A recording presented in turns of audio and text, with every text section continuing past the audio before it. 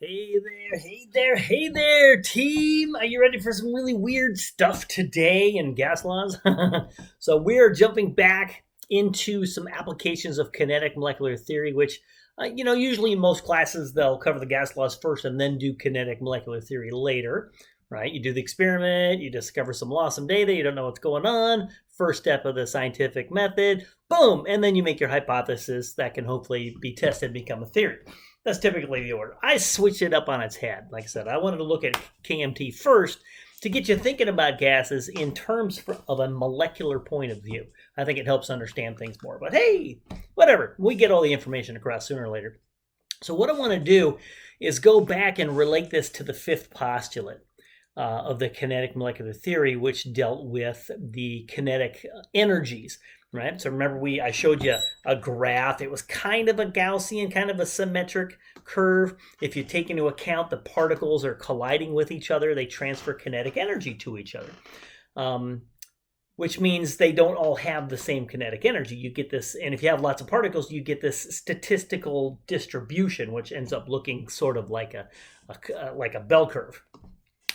Didn't look at the mathematics or statistics of that. We still won't. I'm going to scare you a little bit with this. But don't you think, since kinetic energy and velocity are related, right? They're proportional to each other. If you get that kind of distribution with kinetic energies, wouldn't you get a similar distribution with the speeds of gas particles? So, and because of the weird way the math works, we don't get this perfectly symmetric curve. So we're going to get different types of, and we have to look at, because we can't like take a sample of gas and say, what's the speed of that particle? We have to look at the average, right? But we're going to find out there's actually three different types of speeds. They call it molecular speeds, but technically, what if you had argon gas? Argon's not a molecule, right? So I just talk about gas particles in general, whether they're molecules like nitrogen or carbon dioxide, or atoms like neon or something. So because of those collisions allowing a transfer of kinetic energy, you get a statistical distribution of kinetic energies and a statistical distribution of speeds. And we're going to analyze that statistical distribution. That's a tough one to say. All right, anyway. Now, obviously, since they're related to each other, we should expect a similar curve. Pretty straightforward. Now, don't soil your pants or anything, or blast some neurons, or get some gastrointestinal disorder looking at this.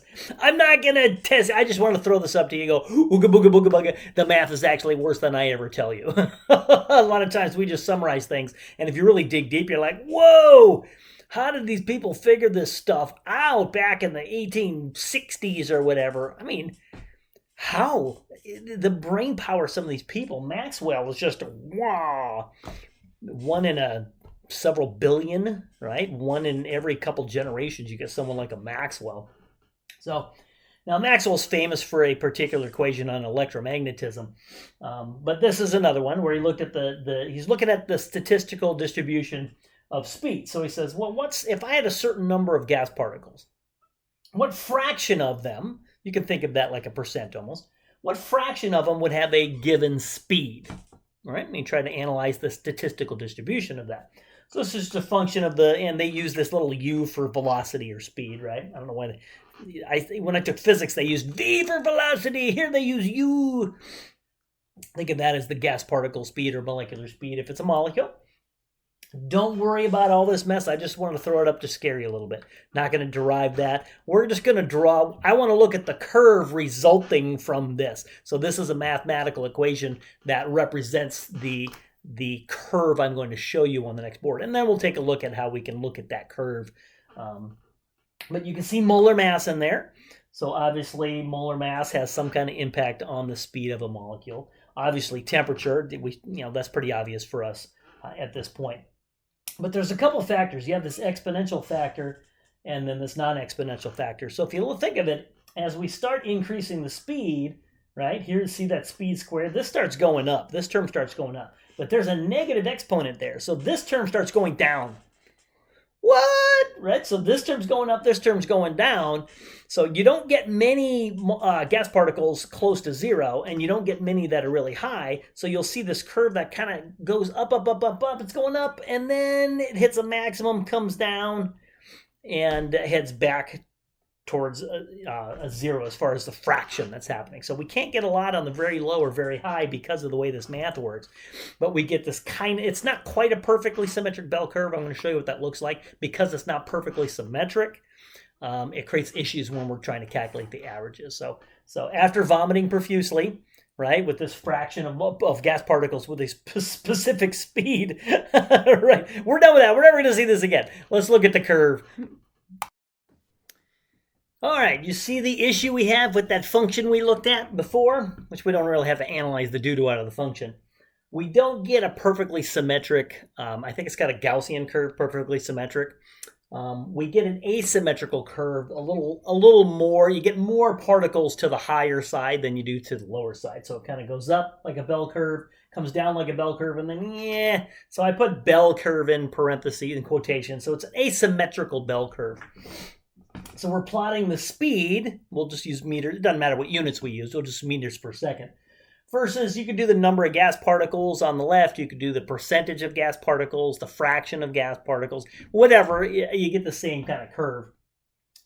Now, normally, if this was perfectly symmetric, the average would be at the very top, right? And that's the value we can use when we're looking at the speeds, or the same thing with kinetic energy. So we can say, well, we'll just use that average value.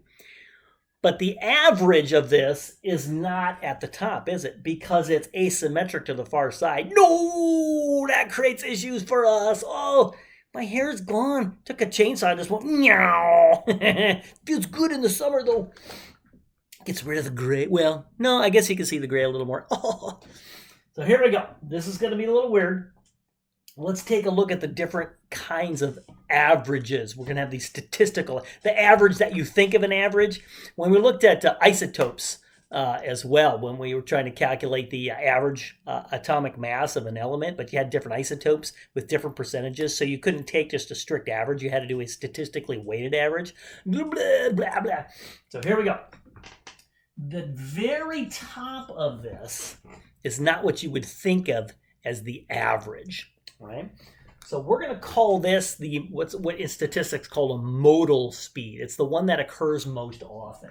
So right there, let's call this UM, or modal speed. So we'll call that U sub M, or modal speed. And on the next board, I'll define everything. I don't have a lot of room on here, so we'll take these three different speeds I'm going to show you, write them again, and just define them and think of them. I want to think of them from a statistical point of view. You know, say I had 20 particles. How would we distribute those? Versus a kinetic molecular theory or chemist point of view, where we can't think of individual particles. We have to think of collections of particles and averages, things like that. So let's take a look at the next one. It's going to be right about here. This would be what you would call your average or mean speed, because it's going to be a little to the right, right? Because we got a few more on the high side than anything else. So let's call this UAV. I've seen AV or AVG, whatever works for you. We'll call that the average speed. But when we work through it, I'm not going to go through and derive all the kinetic molecular theory. You can read through it. It gets pretty kooky, but it's doable. I had to read it a few times myself. This average speed we chemists are going to use is not going to be the modal speed. It's not going to be what we consider the typical average speed. It's going to be what's called the root mean square speed, because that's the one that kind of plops out when you do the all of the physics through kinetic molecular theory. The one that works is the root mean square speed. Magic fairy dust, magic fairy dust. So I'll do this in brown. That would be right about there. And we call that RMS, or root mean square speed. That one's a doozer to think about. But hopefully you can appreciate the fact that we have this asymmetrical curve, which is going to give us three different types of averages. All right, so I'm going to erase this beautiful curve, and we'll rewrite each of these and then look at them from several points of view. Be right back. All right, let's take a look at the modal speed, which we're not going to use in our chemistry work, any of our calculations, but you know, it's nice to understand and hear what these statistical terms are.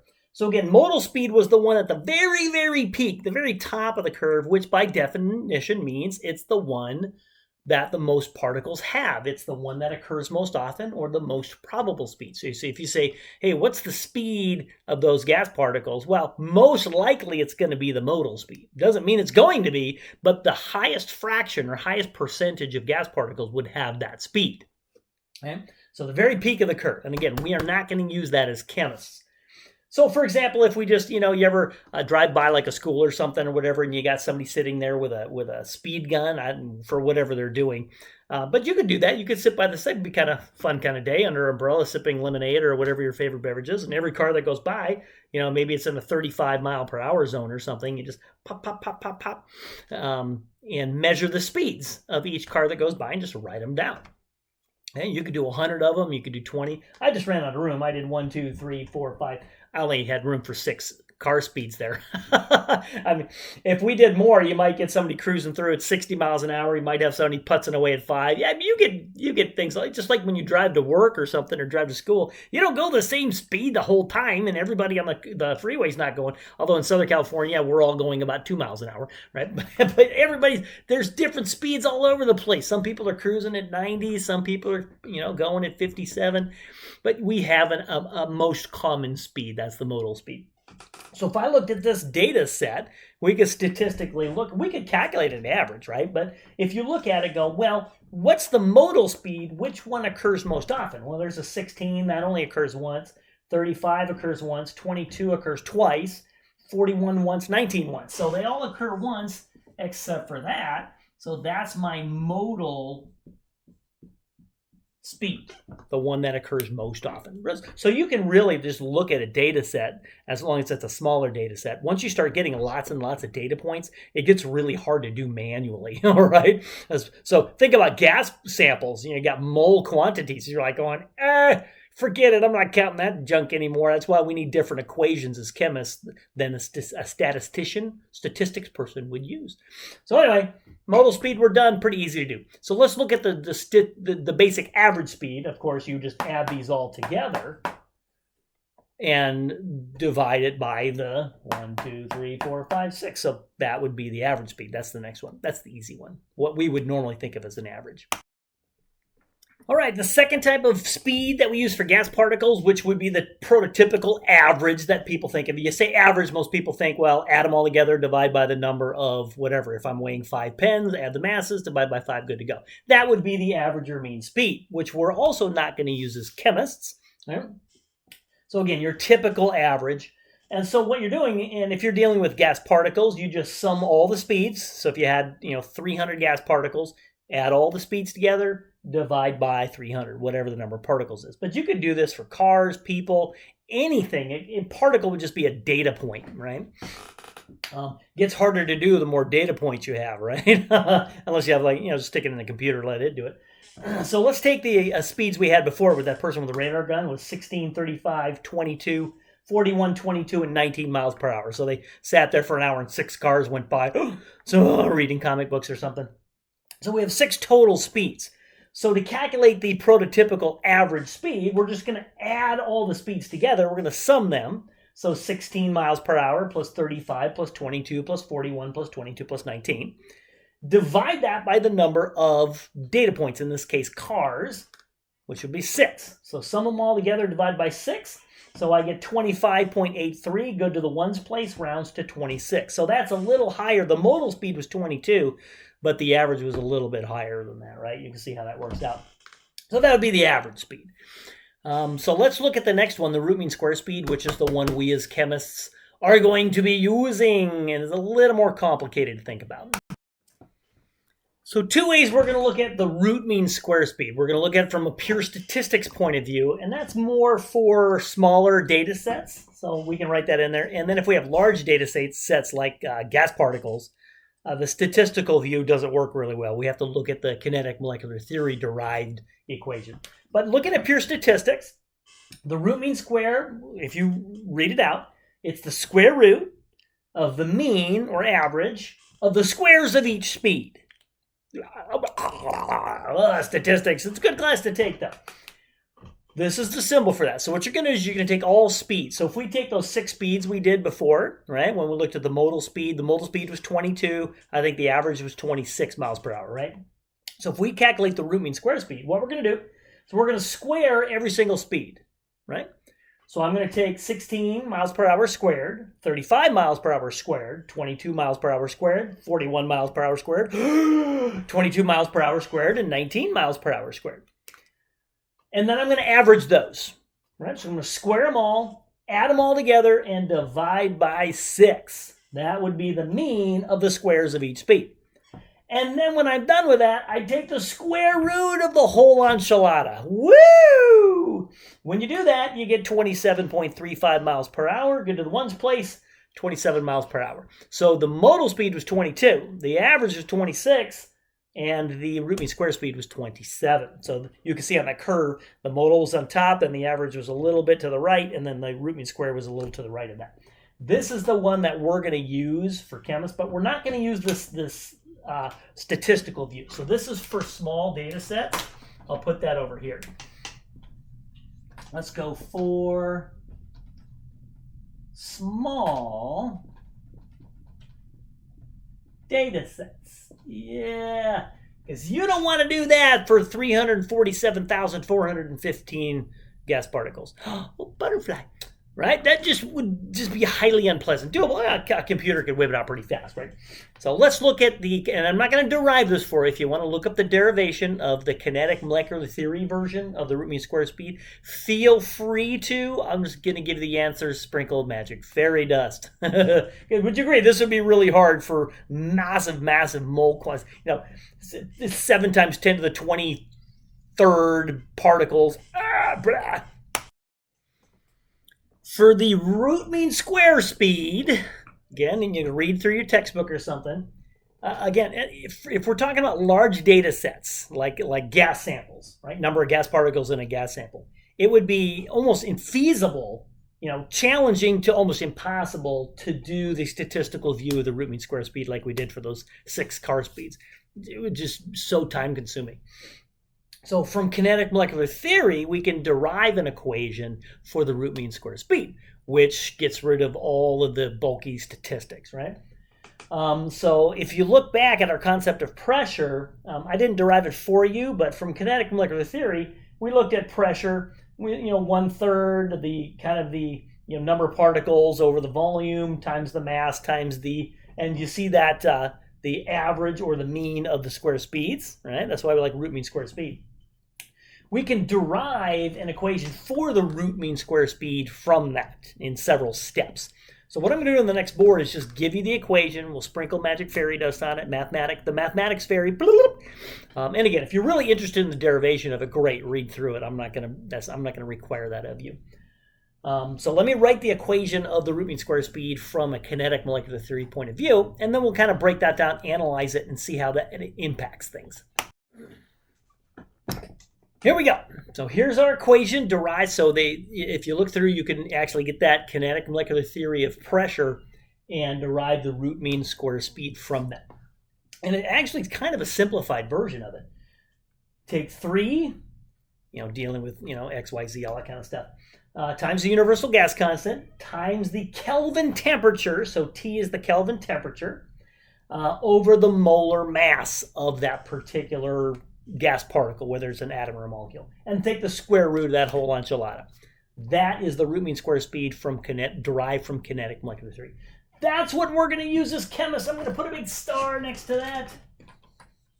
That's our baby. That's our go-to, because we got data sets that are just monstrous. We got probably the biggest data sets of any branch, right? Dealing with gas particles. Holy moly. So doing it statistically would be really rough. Okay?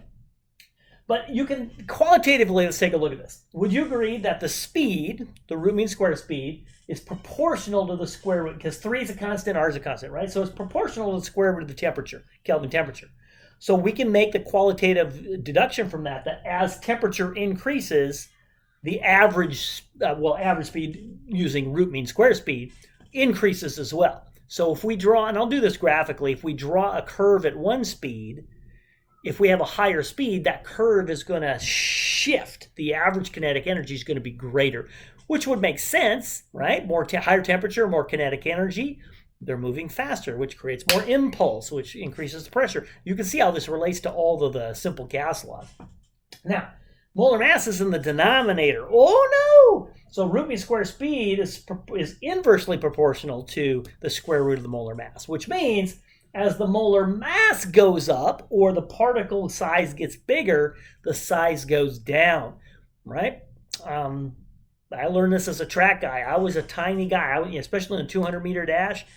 I was 129 pounds in high school. I'm running against just beasts that, 200, high 180 to 220 usually, most of the 200-meter dash runners. But man, when you start a 200-meter dash, you start on that curve, boom, I'm like max velocity as fast as possible. So look at that little guy go, wow, and I was way out in front. Coming around that curve, I was always in first place coming around the curve. But then the big powerful guys, right, boom, they start catching, they get some more momentum coming, right? But the smaller particles of a gas just move faster. They move faster. So the bigger they get, think Titanic versus speedboat, right? Titanic trying to get around, avoid the iceberg. Oh, a speedboat's like, no problem, Titanic, turn. It's not turning. Right? So as molar mass increases, root mean square speed decreases, and molar mass you can think of size. Right? So let's take a look at if we can compare some graphs, some plots, and let's look at a plot at the same temperature of two different gases. We can look at hydrogen gas versus oxygen gas, or water vapor versus sulfur hexafluoride, or dinitrogen pentoxide. It doesn't matter. One's going to be heavier than the other or larger than the other. We can see how the curve's going to shift to higher speeds for the lighter molecules. Let's look at those curves, and then we'll do one example problem. Does that look familiar? Right? That's like our original plot that we did, the distribution of speeds. So here's the speeds, number of gas particles, or fraction of gas particles, or percent, whatever. So let's say we got a gas at 25 degrees Celsius. Let's look at the effect of changing the temperature. We'll just look at the root mean square speed, not the modal or the average. And it comes up, it's a little asymmetric to the high side. But let's say we're at 125 degrees Celsius. So we jack up the temperature, right? Obviously, the root mean square speed is proportional to the square root of that. But what's interesting is the curve. Obviously the curve will shift. All the averages are going to be increased because there's more kinetic energy. But what happens is it opens up more possible speed values, right? At 25 degrees Celsius, there's kind of a maximum you're going to get. But at 125, we can move way down the chart. There's more options, but we have the same number of particles. What if we only had 100 particles, right? Or say we had 100 people in 5 doors. Well, they're going to crowd through those 5 doors. But what if we had 10 doors? Now you're going to get fewer people per door, right? There's not as much crowding. So the curve is going to decrease in height, but broaden out. Watch. So it's going to shift, but the peak will go more like that. Let's extend this out a little bit. So let's say this is the gas at 125 degrees Celsius. Do you see that shift?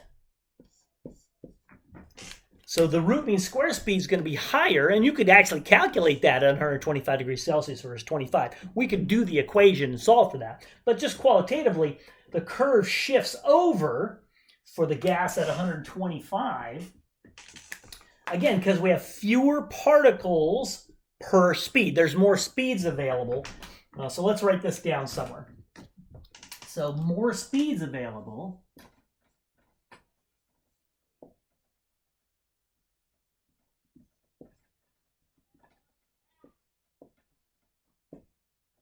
So we have more speeds available. Does that make sense? At 120, they can access some that it couldn't at 25 degrees Celsius, which you could at 125. So the peak broadens.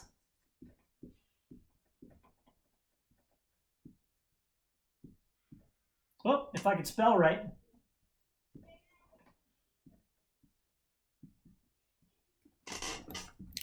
So as you get to higher and higher temperatures, the peaks drop and spread out a little bit. So if we went to a higher temperature, it would be even more spread out. And again, remember that good essay question: why does the peak, decrease in size? And the area is still the same, right? The area under the peak is still the same. It just broadens out. It's because you have fewer particles per speed, because you have the same number of particles, but more speeds available. So let's do the same thing, but let's look at the effect of molar mass. This is the effect of temperature graphically. Now let's look at the molar mass effect graphically. This looks almost exactly the same as the last one. I actually kept the same two curves, right? We're just changing the things here. Instead of temperature effect, let's look at the molar mass or size effect. So let's say we got sulfur hexafluoride gas at 25 degrees Celsius. Temperature doesn't matter as long as they're the same temperature. So sulfur hexafluoride versus oxygen gas. Well, sulfur, if you do the molar masses, sulfur hexafluoride is way heavier than oxygen, okay? And because the speed's proportional to the inverse of the square root, the heavier it is, the slower it goes. So the average or root mean square speed for the heavier particle will be lower than the root mean square speed for the lighter particle. So if you take a lighter particle at the same temperature, the peak, just like a higher temperature, spreads out. There's more available speeds for the lighter particle, so there's fewer total particles per speed. So the peak spreads out, it drops and broadens out a little more. Same area, right? Same number of particles in the speed, but you can see that it shifts out. Pretty straightforward. So let's do one quick calculation, and let's just calculate. And most people don't think about it. Well, how fast does a typical molecule or gas particle move at like room temperature? How fast is it going? Right? 70 miles an hour, 20,000 miles an hour, 2,000. How fast is it moving? I don't know. Let's calculate that real quick. All right, see if you can do this one. This would be a good problem on a quiz or something. So how fast, if we say how fast, chemists always assume we mean root mean square speed when we're saying how fast something's moving. How fast would nitrogen molecules be moving at roughly room temperature? Yeah, Southern California, let's say 22 degrees Celsius, give or take. So remember to convert your Celsius to Kelvin because R is in Kelvin. Here's your equation, square root of 3RT over the molar mass. You'll have to calculate the molar mass of nitrogen, 14.0067 times 2 in grams per mole. And 8.3145 joules per mole Kelvin, but watch out, it's going to be tough to track the units. Okay? You can kind of see how you're going to end up in meters per second. But a joule is a kilogram times meter squared per second squared. So you're going to have to substitute that in for joules in order to get the units to work out. And notice that's kilograms, and your molar mass will be grams per mole, so you're going to have to convert grams to kilograms. Pause the video and give it a shot and see what your speed is in meters per second, and then see if you can convert that to miles per hour while I get this cat hair out of my eye. It's so bad! This is a doozy with the units. Let's see if you were able to track through. You can't do it in joules. If you keep R in joules, you will probably forget to convert grams to kilograms or something like that. You ready? So I did the temperature, 22 degrees Celsius, add 273.15. Good to the ones place, I get 295.15 Kelvin. Good to the ones place, gives us 3 sig figs. Molar mass, so nitrogen's diatomic, right? That's 14.0067. So if you look up the infamous nitrogen, 14.0067, all right, plus 14.0067. Good to 4 decimal places there. So that's 28.0134 grams per mole. And there's our equation, square root of 3RT over molar mass. So let's put the 3 in there. That's a constant. 8.3145. Now it's joules per mole Kelvin, but instead of writing joules, I wrote kilograms times meter squared per second squared. You see that? So it's kilograms meter squared per mole Kelvin second squared. Right? So instead of joules, I put that. And you need that because kilograms doesn't cancel grams. So I highly recommend you substitute in kilograms meter squared per second squared for joules. Times the temperature, 295.15 Kelvin. That's why it's got to be in Kelvin. So can you see the Kelvin units cancel out? Bye-bye. Those are gone. Dividing by the molar mass. So in a unit line equation, this is how you divide. So 28.0134 grams per mole. Moles cancels, but see, kilograms and grams do not cancel. So I need to convert 1,000 grams to kilogram. So now grams cancels and kilograms cancels, leaves us meters squared per second squared. So when we take the square root of that, we'll get meters per second. Ha ha ha ha! But so many students are off by a factor of 1,000. So when I do this to 3 significant digits, I get the square root of 2.6280 times 10 to the 5th meters squared per second squared. Go to 3 sig figs. I end up with 512.64 meters per second. Get the 3 sig figs, rounds up to 513 meters per second. Most of us don't think in terms of how fast is that? Is that 8 miles per hour, 50 miles per hour? How much is that? So I just did a quick calculation, and that's around 1,147 miles per hour. And that's just at room temperature, guys. How fast, and 78% of it is nitrogen. Gases are flying, baby, fast. That's how you do it.